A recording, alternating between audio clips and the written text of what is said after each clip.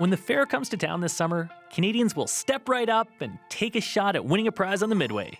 It's good fun, but it ain't cheap. Carnival games are obviously the most costly, and stuff has gone up, especially in the past couple of years. For a bucket of balls at the goblet pitch game, for example, used to be around maybe $5 or $7. Now it's like $10, or 8 throws at the basketball game might be $20, which that's a lot. Sometimes you spend a lot to win that bear, and that's fine. But what if the game is rigged?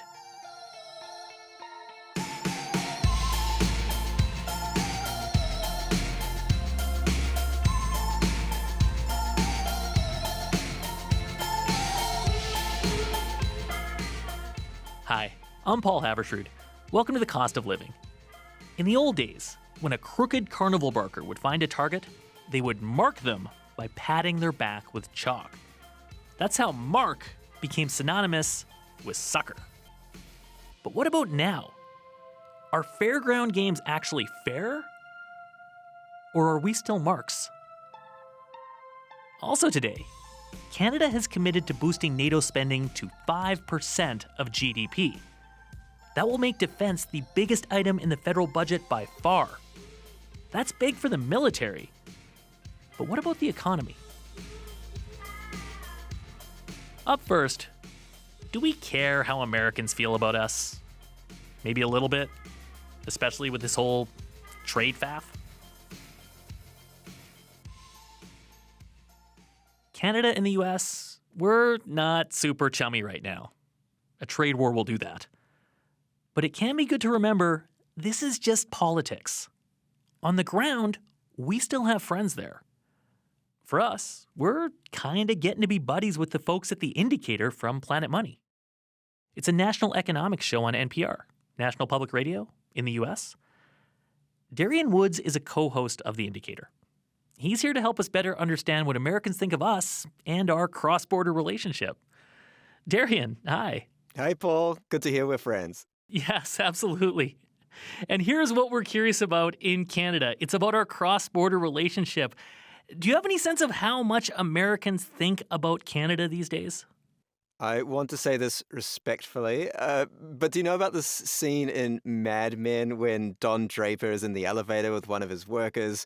The worker says, "I feel bad for you." And Don replies, "I don't think about you at all." I think that's how most Americans are thinking about Canada at the moment. Now, there are some obvious exceptions, like border cities like Detroit or Buffalo. So in Detroit, you're seeing layoffs in the auto industry, partly because of tariffs on Canada. But, overall, if you pick up the New York Times or the Houston Chronicle or the LA Times this morning, you would struggle to find any mentions of Canada. I do know that scene. It's gutting, and that sound you may or may not have heard was just the sound of little Canadian hearts breaking. Darian, what about us being buddies? What about the friendship? You don't think about us? Okay, fine. We've sensed that. We're comfortable with it. But what about tariffs in general? They're a big deal here for our economy. Are they still top of mind for the U.S. economy or not so much?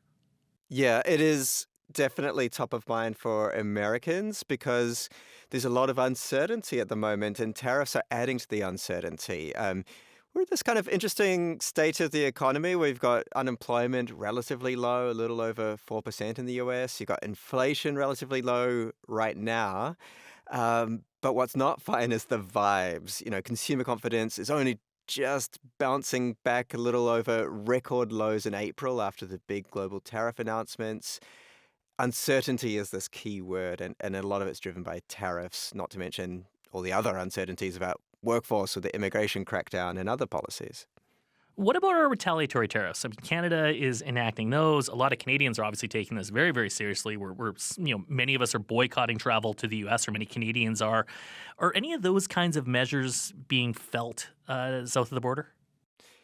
In certain industries, whether it's Kentucky bourbon exports to Canada or whether it's tourism on the border, certainly there'll be particular places and industries where that will be felt. I think the Detroit area car industry, I think that is where we're seeing the biggest headlines. And a lot of that is because As a lot of Canadians will know, those car parts are moved back and forth, almost as if it was one trading area, which it kind of was, and that's seemingly coming to an end.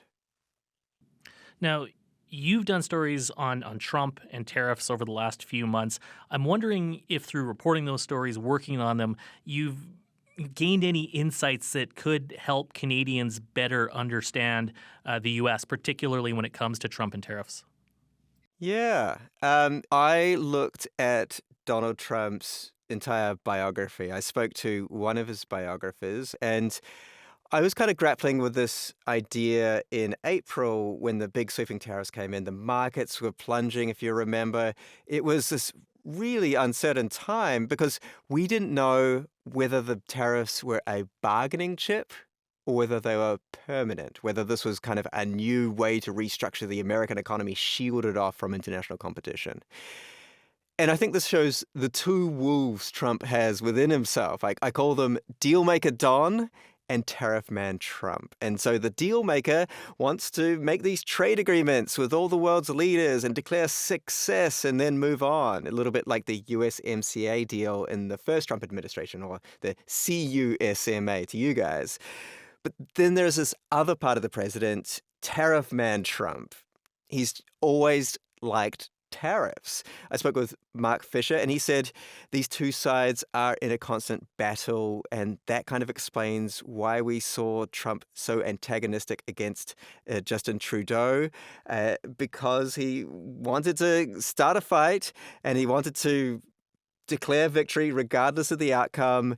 He wanted tariffs because he likes tariffs, but then he also wanted to come to some kind of agreement. And I think these are the conflicting at times impulses within the president of the U.S. So that really goes to speak to the flip-flopping we've seen on tariffs, whether it's with Canada or China or the rest of the world. I mean, one day they're here, the next day they're paused, the next day they're on, one day they're 30%, the next day they're 10%. I mean, it's dizzying. Yes, absolutely. Do you have any better sense now whether tariffs are a negotiating tactic, whether it is dealmaker Don, or whether it's here to stay because tariff man Trump is sort of in ascendancy? Yeah, I think it's both. And so we have these huge tariffs that, were announced on, you would have seen on China, minimum 145%. And you heard even Donald Trump himself say in an interview with a reporter, even I thought that those were very high. And so that indicates that it was part of a negotiating chip. Now, they are still a lot higher than they were pre-inauguration this year. And so I think there are going to be tariffs because he likes tariffs. He likes the idea of American-made, but that some of the more extreme versions are indeed bargaining chips. The Indicator also did an episode called Gilded Age 2.0. What did you mean by that? The Gilded Age was this period around 1870 to 1900. Incidentally, this is a period where Donald Trump is actually quite nostalgic for. He says this is when America was richest, relatively speaking. And so this is basically the 3 decades after the U.S. Civil War, where you had cities expanding rapidly from immigration and also from people moving from rural areas into the cities. You had cross-country railroads and bigger factories. And at the same time, there was a technological boom. Telegraphs became telephones, oil lamps became electric lights, and wooden buildings became steel skyscrapers. And so this is when a lot of wealth was being made, but there was also a lot of inequality. You had class struggles that got violent at times, and you also had businessmen who weren't shy about using their newfound wealth to influence politics. And so I think those latter aspects are where some people are raising the question of whether we are in a new Gilded Age. You see Elon Musk, the sometimes richest man in the world, side by side with President Trump, who Elon says he got elected. That does bring back images of the oil tycoon J.D. Rockefeller and J.P. Morgan trying to influence politics 130 years ago. So we asked historians, and we said, as this is the new Gilded Age, they said that history doesn't repeat, but it does rhyme. So back in 1890, the wealthiest 1% of Americans had about half of the country's wealth. now the top 1% has less, only 30% of the wealth. Still a huge proportion, but less than what there was at the Gilded Age. It's different in the sense that at that time there was a lot more growth and expansion. And so actually back in the first Gilded Age, there was a lot of new opportunities that were opening up for everyday people then. And so we raised the question, perhaps we're in a Gilded Age light now. I know what it's been like to cover the economy, the Canadian economy and the global economy in the last 4 or 5 months from our side of the border. I'm wondering what it's like for you so far this year to work on a show that covers the U.S. economy. There's been no lack of story ideas. Sometimes you're thinking about pitches and what kind of stories are we going to cover, whereas the stories are just coming to you. It's almost what not to cover because there's so much happening all the time. This whole issue of Canadian and US tension is not, a very nice feeling to have these two countries that are traditionally very close friends. And so on a personal level, I actually sent postcards to all 10 provinces and 3 territories in Canada, random addresses that I just found on Google Maps. And I just said, look, some of us are here in the United States and we're thinking of Canada. And I got one reply from Laurie in Winnipeg, Manitoba, and she recommended a book by Philip Schott, The Willow Wren. And she wrote back to express the wish that our two countries work through these trying times and return to a cordial, respectful relationship. Well, Laurie, Darian, coming together. This is not Don Draper in the elevator not thinking about us all. You sent us postcards, Darian. Yep. Thank you. Thanks for coming on and thanks for all of that, because I think if there's one thing we can say, it is that regardless of what's happening with the White House, our respective national economic shows can still be friends. Absolutely. I think person to person, as close as ever. Darian Woods is a co-host of the podcast, The Indicator from Planet Money. If you're at a fair this summer, eating a corn dog, riding the Ferris wheel, will you stop and play any carnival games? Step right up, knock over milk bottles, throw a ball into a basket? Sounds easy enough. But winning that stupid bear can get expensive. So Daniel Nerman asks, are those fairground games actually fair? Every summer, Emerson Cook and her family go to the Calgary Stampede. They eat mini donuts, watch the rodeo, and play a couple rounds of whack-a-mole. But last year, Emerson tried one of the big kid games, the one where you hang from a chin-up bar. So you had to hold on to it for 2 minutes, exactly, and then you'd win like a big stuffy. She thought it would be easy because her parents had one like it in their basement. And like sometimes I'd hang on that, right, and like swing on it and stuff, and like I was pretty good at monkey bars. So she gave it a try, but it wasn't like at the playground. When she grabbed the bar, it spun. Well, I was like, it spun. I didn't know it spun. And I was like crying. I was really upset because it was like everybody was watching. It's like everybody's staring at you. Go online and you'll find a lot of complaints about carnival games. Many people think they're rigged. For example, the basketball game. That one's infamous. Matt Magnon is a YouTuber. He calls himself Arcade Matt. The balls are extremely blown up, so they are so bouncy, which makes it so much harder to get it in the rim. So that's where I think it gets the rap of being, it's kind of scammy. But that's not to say that you can't absolutely win it. Yes! And it's just like designed so the average person isn't going to be able to figure it out the first time or even the 10th time. And there's a reason for that.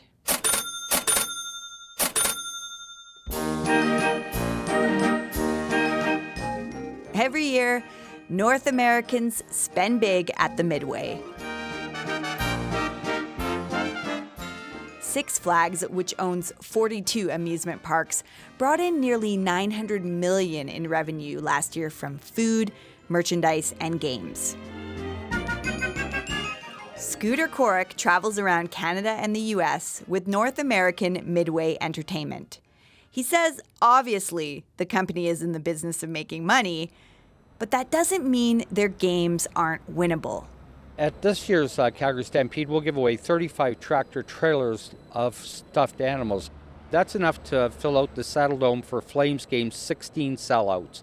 We could fill the Saddle Dome with stuffed animals for 16 games. Like a teddy bear in every seat? Absolutely. That's how many teddy bears we give out during the Stampede. So, how do you win that giant Pikachu without breaking the bank? Arcade Matt says play the games that involve skill, like the one where you have to climb that shaky rope ladder.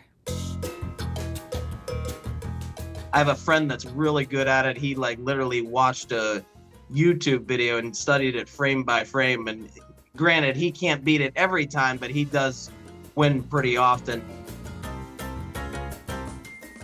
You can figure out the trick to any carnival game thanks to YouTube. For the milk bottle game, you want to aim right in the bottom center since the bottom glasses are usually a bit heavier. Put a lot of backspin on the ball and aim for the very top. Throw the rings like a frisbee. But just watching some how-to videos isn't enough. You have to practice. Like if you're trying to hang from a spinning bar for a whole 2 minutes, you gotta put in the reps. Like Emerson. We try to do it every day, like after school and stuff, or like before school. We take breaks in between, like maybe 3-minute break, because your hands do hurt after a while, because you just get blisters. You go, girl. For the cost of living, I'm Danielle Nerman.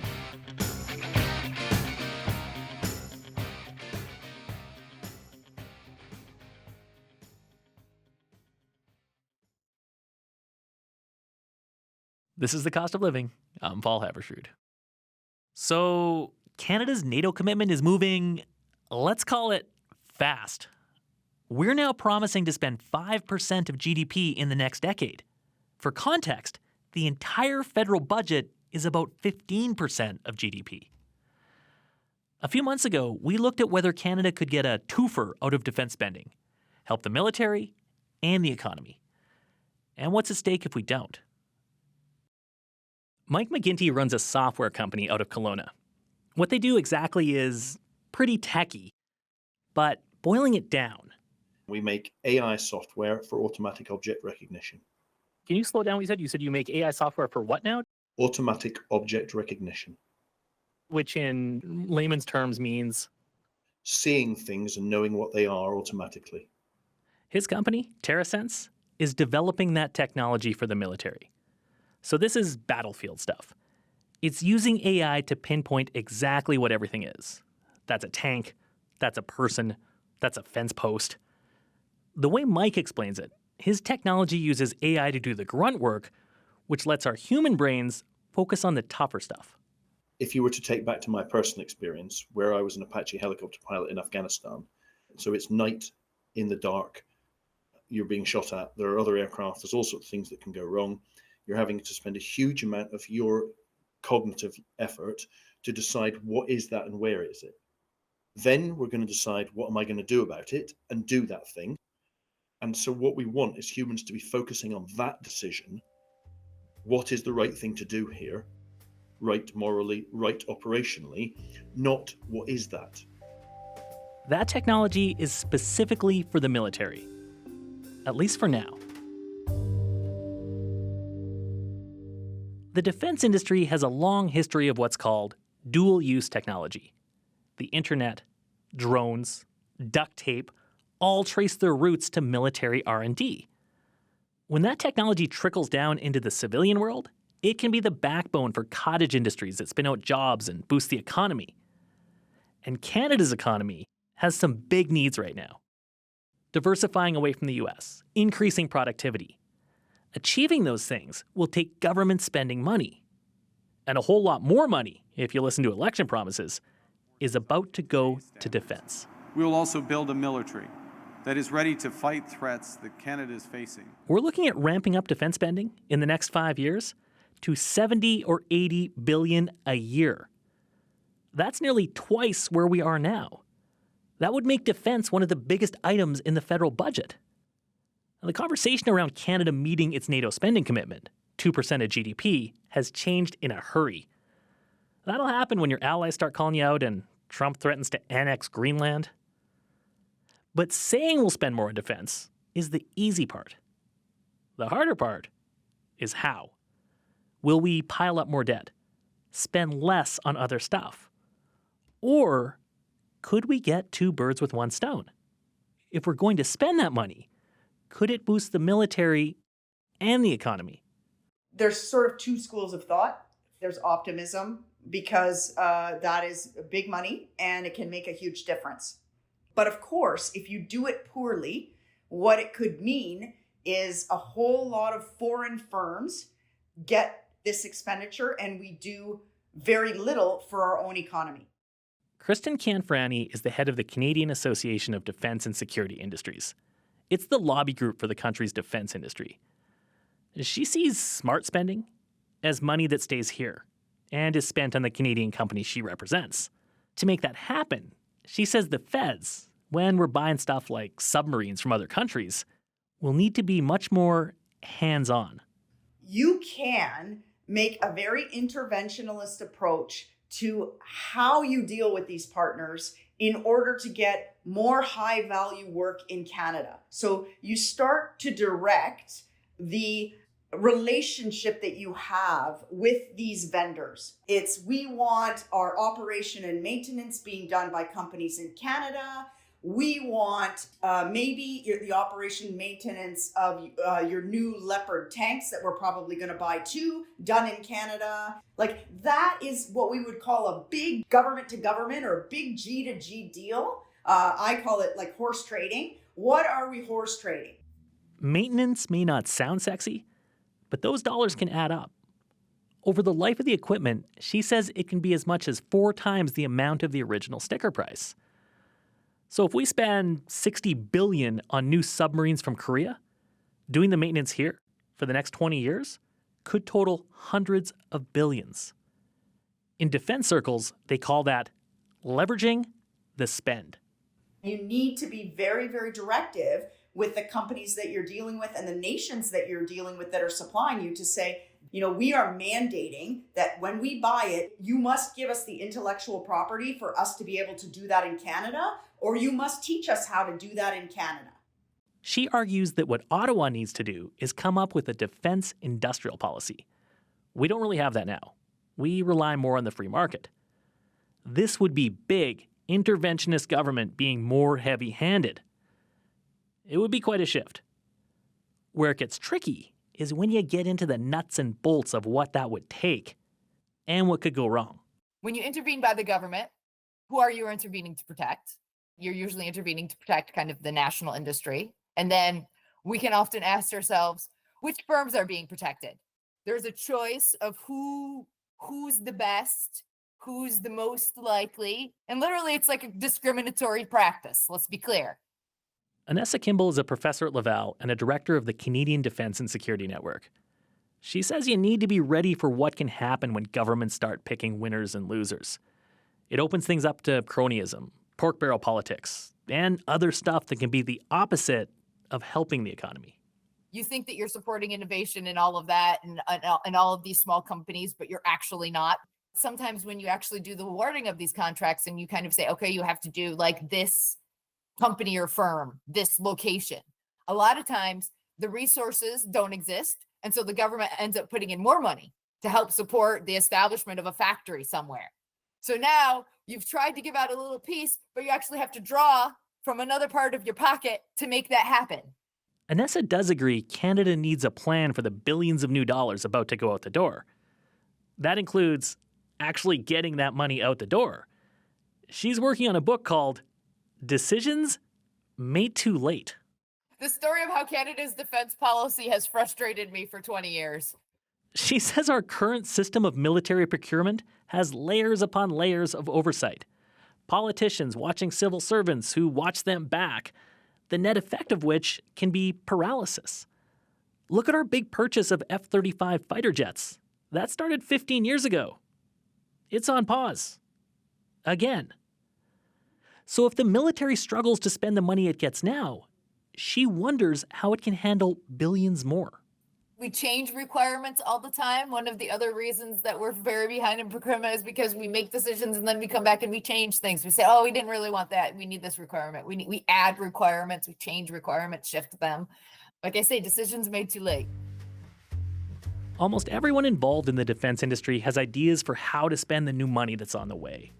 Build roads and airstrips in the north that are needed for Arctic security that can also be used by mining companies to get at critical minerals. R&D into cybersecurity. It's a long list. A flood of taxpayer money is going to be spent on something. Done right, Anessa says it could help the military and the economy. Or it could be billion-dollar boondoggles and roads to nowhere. When we talked, Mike McGinty, the CEO of TerraSense, was at a defense industry conference. He described the mood there as hopeful but frustrated. This is not exactly like the cheery backslapping you'd expect from defense contractors who have billions coming their way. But at the same time, yeah, like he said, he is hopeful. This is a generational opportunity in terms of the situation of the world, the fact that I think voters might go with it, that defense is on the agenda, but we can continue to spend the money that we spend and not necessarily get the value we would wish from it. And that might be what happens. So I hope we grasp the opportunity to make the changes we really ought to, which start with a policy and they start with political will to really make things happen differently. Since that story aired in April, Canada has committed to spending 5% of GDP on defense. That could be around $150 billion a year. That's all for the show. The Cost of Living is based in Calgary. The show is produced by Daniel Nerman, Blair Sanderson, and Jennifer Keane, with help from Jeff Kynock. And just a quick note, this is our 300th show. So we just wanted to thank you, the listeners, for listening. Sincerely, it's been a pleasure, and we are stoked for the next 300. And if you get a chance, please do give us a rating and a review. We know you hear this on podcasts all the time, but tap that 5 stars. We'd appreciate it. I'm Paul Havertrud. Talk to you next week.